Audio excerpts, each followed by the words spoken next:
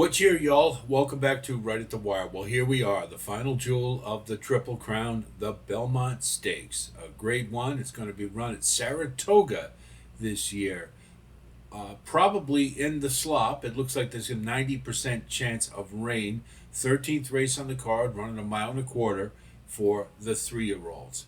We've got a field of 8, and we all know who the players are at this point. We've got the big 3. Sovereignty, the Kentucky Derby winner, Journalism, the Preakness winner, and Baeza, who finished a really strong third in the Kentucky Derby. Rodriguez, likely to be the lone speed, who has scratched out of the Derby and the Preakness, had some foot problems. Hopefully, those have been resolved. Hill Road, who won the traditional prep for the Belmont, the Peter Pan, and he's going to have company in the back with Heart of Honor, Sovereignty. As well as probably Uncaged for the ubiquitous Mike Rapoli in New York, particularly at Saratoga and or the Belmont. Has to have a horse in. Don't know if this is his best choice, but anyway. And we've got Crudo, won the Sir Barton on Preakness Day pretty impressively, and it seems to be on the rise. And Heart of Honor, the British import, who ran a nondescript 5th in the Preakness, but is coming back for more in the Belmont. So it's a field of 8, but it's a really solid field of 8. There's very little fat in this field. So we're going to take a look at them. We're going to look at them one by one, and we'll do it by the race shape. Now, obviously, we all know Rodriguez is likely to be the lone speed in this race. He ran a nice Wood Memorial. We talked about him in our individual contender profiles about the problems he had in California that were not his doing. They were by design, and once he was allowed to go free on the lead, he showed what he's all about. Okay, here's my one thing with Rodriguez. Is he going to have a lot of things in his favor in this race? Yes, without a doubt.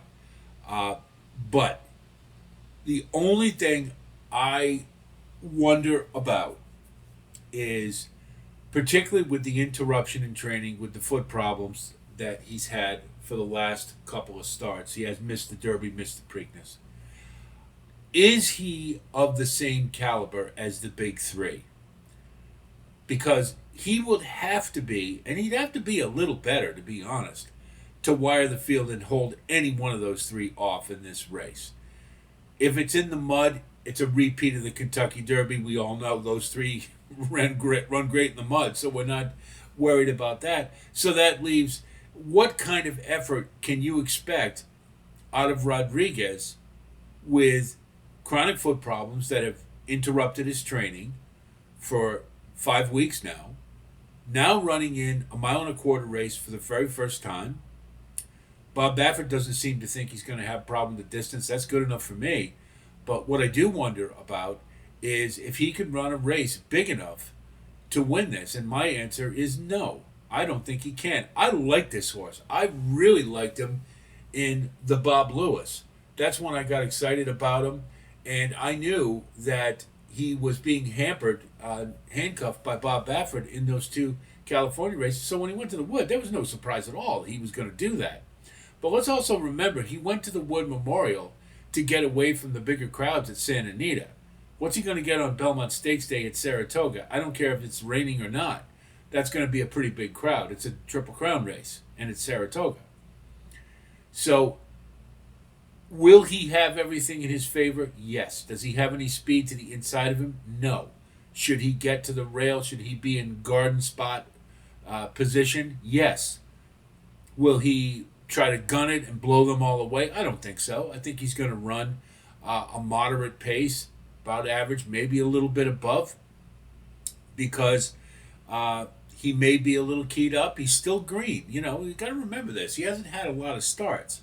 So, while I think there's a lot of things in Rodriguez's favor, I can't see him holding off any one of the 3 top horses in this race. So, am I going to use him? Yeah, I'll use him for 4th, for underneath, maybe a token spot at 3rd. But aside from that, I just can't see it. So Well, Rodriguez is a nice horse. Had it been me, I would have waited for the Haskell because I just think this is going to be a really tough spot for him. He'll beat me without a doubt. Number 5, Crudo. I didn't like him in the Sir Barton because I thought his maiden race was entirely too easy in not a great field. He did not face a great field in the Sir Barton, and he won easily again. Is he a horse that's improving? Absolutely.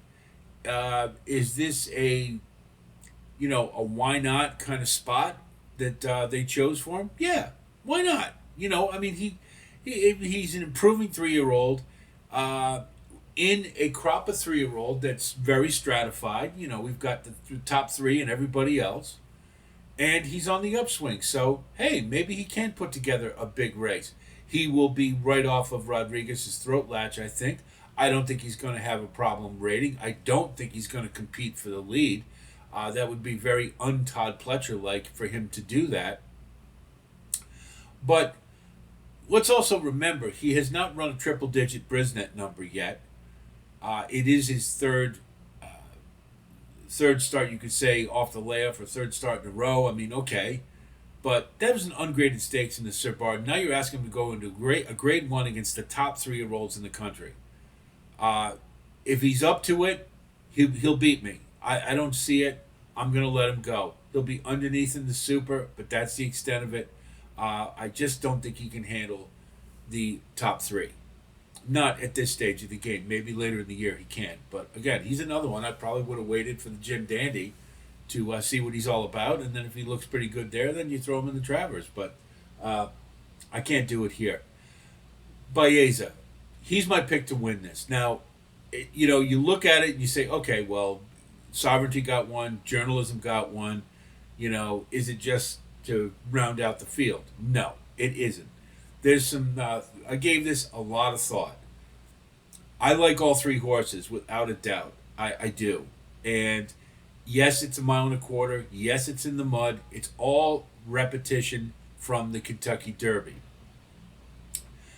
Where I think Baeza has an edge over the other 2 is, number 1, because he hasn't had a lot of starts and because he has run closer to the pace in a small field compared to the Derby, he should be in a very good position to rate off the leaders, and when the time comes, poised and ready to strike. I think he's maybe got a little more in the tank than Journalism or perhaps Sovereignty because he hasn't had a lot of starts. So it's a very minor edge, I grant you.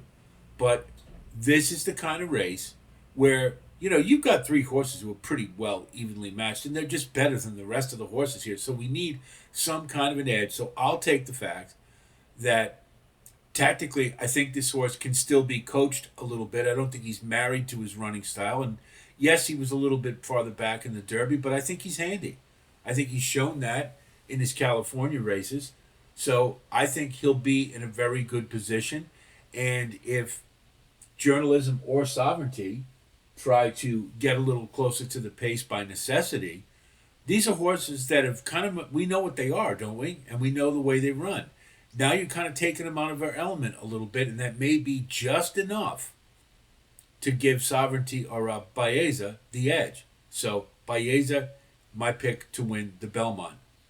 Uncaged is just not good enough, and it's ridiculous that he's even in this field. He fills it out. Okay, Michael Poli have his little moment in the sun, got to be heard, got to have a horse in the Belmont, but this horse showed some promise at Saratoga too, has not lived up to it, and he is not even close to being good enough to run in this field. He is at the easiest toss of all the horses. So now we'll talk about number 7, Journalism.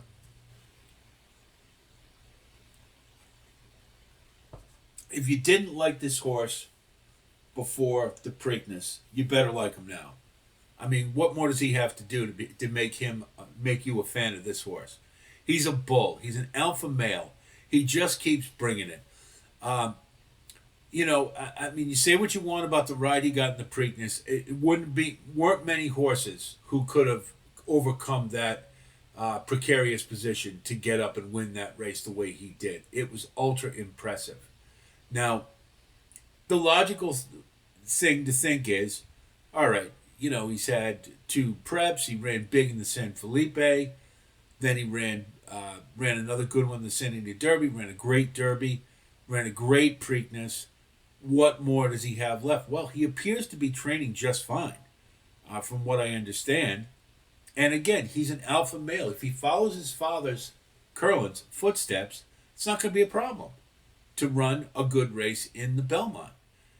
He's going to run his race. I have no doubt about it. He is going to be there at the end.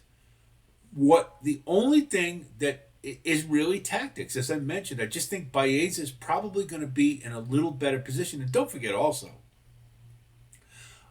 go back and watch that Kentucky Derby. Baeza was flying in the stretch, and he blew right by journalism right at the wire. Just missed getting second. So, you put that together with a horse who's going to be naturally closer to the pace, I think. I think journalism's a little up against it here. I think he can run his race, but, let's not forget that Sovereignty went right by him in the Derby as well. This is picking that shit out of pepper with these three, isn't it? I mean, they're three great horses, and in any other year, you take a couple of years ago, I mean, if even one of these was in that field, he probably would have won the Triple Crown or the Rich Strike year, pick one. But they have to run against each other. That's the way it is. So journalism to me is my third choice. And could he finish second? Sure. He can win this race. But again, I think this is a race you've got to think about tactics. It is going to be who gets the trip. But I just think tactically, Baeza, being on the upswing, being a little fresher, having not run in the Preakness, I like him a lot here. And I've always liked this horse. And hey, we certainly know he's got the pedigree to do it. So, but journalism is going to be one of the top three. Let's just remember how stratified this 3-year-old crop is. The other 5 runners in here are playing for fourth. They are. They're not one of them is as good as the top 3. They just aren't. And so journalism is one of the top 3, but I think he'll be likely third, but perhaps second with a little bit of a break. Heart of Honor, this horse tries awful hard. He seems to bring it every time. He didn't do any running in the Preakness at all, for the most part. When you consider he had trouble getting by Admire Daytona in the UAE Derby, I don't care how many other races he had. He should have won that race. He had every chance to, and he did not. And he came back and really didn't do much in the Preakness. And that was supposed to be perhaps a little easier spot than the Kentucky Derby, which he could have run in. And he didn't really do much running. He's got to punch his chance again to get fourth in the Super. That's the extent of it. The only thing I like about him is his price. That's it. But I think he'll get the distance. And it's going to require a lot of racing luck, in my opinion, for him to do any better than fourth. So I'm going to cut him, but I will use him on the bottom of the Super. Hill Road is certainly a logical horse to think about here, without a doubt. Chad Brown, we know what he can do. This horse has finished third in the Breeders' Cup Juvenile. He's the only horse from that race who actually has come back and done anything. And really go back and look at that Breeders' Cup Juvenile and how bad that field was. And he's the only one who was closing into a soft pace.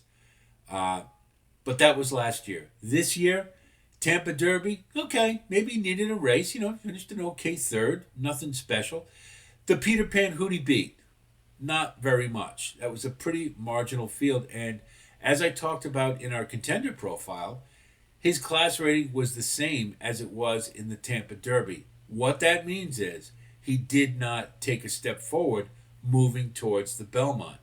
It also means that the field in the Peter Pan wasn't as good as it was in the Tampa Derby, and he didn't improve class rating wise.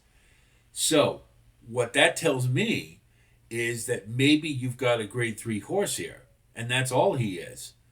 And then because I think maybe if you think about that Breeders' Cup Juvenile, maybe we've overrated this horse a little bit. I don't know. He'll be coming late, without a doubt. Gives him a puncher's chance, but again, he hasn't done anything to tell me. He's progressing a little bit. I mean, speed figure wise, he got a better figure, and uh, he's progressing that way. But when you don't progress in the class level, that kind of tells me you've reached the plateau. And so I think maybe that's where this horse is right now. He was another one who will beat me. I'm going to have him in fourth in the Super, maybe a puncher's chance for third in the try, but that's it. I don't see him running the kind of figure he'd need to beat any one of the top three. And you're going to hear me say that over and over again about this race because that's what it is. The Derby proved it. We know who the top three here. This is like a firm Denalidar plus one. We know who they're going to be in the stretch. So why try to fight it? That's the way I look at it. So now we come to Sovereignty, the Derby winner. I have no knock against Sovereignty at all. There's a couple of things that you do have to think about, though. He is married to the pace a little bit. He does need some pace to run to. He's a closer. Can he be more forwardly placed in this race? Perhaps. When a horse is improving, sometimes they can do that. They can get out of that late running style and start running closer to the pace and be a better horse. That would be really something if Sovereignty got better than what he is. He ran a fantastic Derby. He tracked journalism all the way, and when it was time to blow by him, he did. It's a mile and a quarter in the mud. The Derby was a mile and a quarter in the mud. He's got everything his way. Only thing I will say is I'm not sure that, when you got a field of 20 and you got front runners tend to get a little keen because it's a big field and it's an exciting day. I don't know. I mean, Rodriguez may freak because if he gets distracted, still being a little green, and that was part of his MO. Mike Smith seems to have settled it down a little bit. But if he goes out there and goes bonkers, or he and Crudo get in some kind of protracted duel, yeah, that's going to benefit Sovereignty for sure. If the pace is relatively honest, can Sovereignty still win this race? Absolutely. No doubt about it. None whatsoever. I'm just going by the tactics of this race. And I have Sovereignty as my second choice. I think he's going to be humming late. We know that without a doubt. I just think Baez is going to be there before he is. That's all. He is definitely one of the top three. And to me, it's a fool's errand trying to beat any one of them. You just have to plant your flag and decide which one you like to win the best. And for me, it's Baeza. So we're going to look at our wagering strategy. We're gonna go with Baeza to win. We're going to go with straight exactas with 6-2, 6-7, and then we'll key box 6 with 2-7. I cannot see using anyone else. So we will leverage accordingly, heavily on Baeza. Trifecta, same thing. We're going to go 6 with 2-7, 6-2-7 cold, and then we're going to go with key box with 6 with 2-7, and that's it. What more? As far as using those three courses, I'm not going to box them. You got to plant your flag. I'm going with Baeza. He's the best value, and I think he's in the best position to win this race. Now, Saver trifectas, we'll do 6 with 2-7 with 1-3, Rodriguez and Hill Road, and then we'll do 1 with 6 with 2-7 with all. You could even do a superfecta if you choose with, 2-6-7, 2-6-7, 2-6-7 all. And it probably will hit. That's how confident I am of the top three finishers. It's that type of race. It's not a great betting race, but it is going to be a great race, without a doubt. I think we can all agree on that. Rain or shine, no matter what the situation, this is going to be a classic Belmont Stakes. And boy, think about what the Travers holds. That could be another great one, and hopefully the weather will be nice. Hopefully nice for the Belmont, but hopefully it'll be nice for the Travers too. Level playing field. Let's see what they can all do when the conditions are fine. So I hope our analysis helps you with your own wagering strategy. I wish you the best of luck as always. Certainly, if you like content like this, please like and subscribe. And again, thanks so much for all of you who have grown our community. You've kept up with the comments, loving that. I think we're all benefiting from the insight of our community, so not just me. So That's all good stuff. So let's keep it rolling. We're going to have the full card, best bets, value plays for that Saturday. We will also have the all stakes sequence on Belmont Day with the Belmont anchoring it. I believe they have one. I haven't really looked at the card yet, but I'm pretty sure that's the case. Whatever it is, we will have the sequence, the pick five with the Belmont is involved. Just put it that way. So that's it from here. I'll talk to you soon. And until then, be well.